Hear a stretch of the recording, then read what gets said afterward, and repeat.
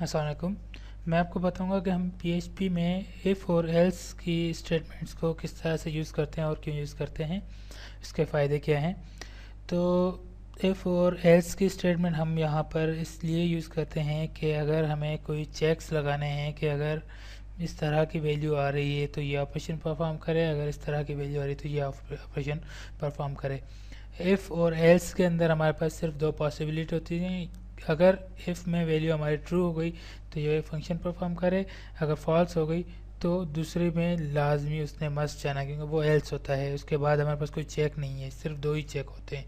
तो वो मैं आपको बताऊंगा कि हम किस तरह से करते हैं। सबसे पहले हम यहाँ पर इफ़ 1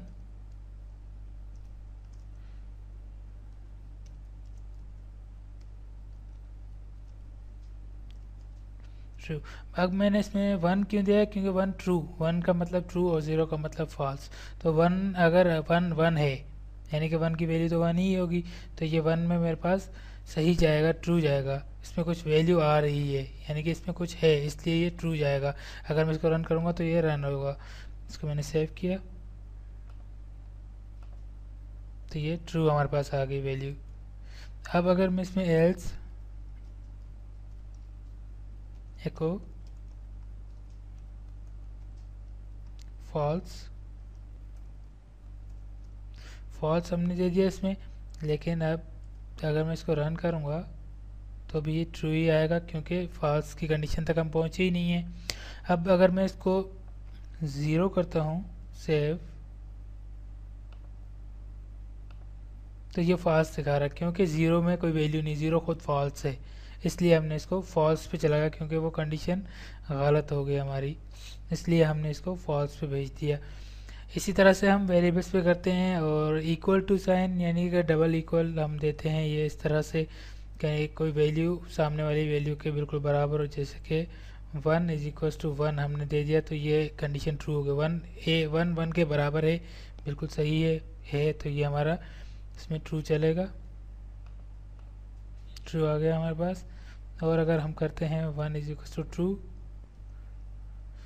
तो अब ये क्या होगा, फॉल्स हो जाएगा, क्योंकि 1 इज इक्वल टू 2 तो नहीं है। तो इस तरह से हम इस पर करते हैं। अब हम एक वेरिएबल लेके करके देखते हैं।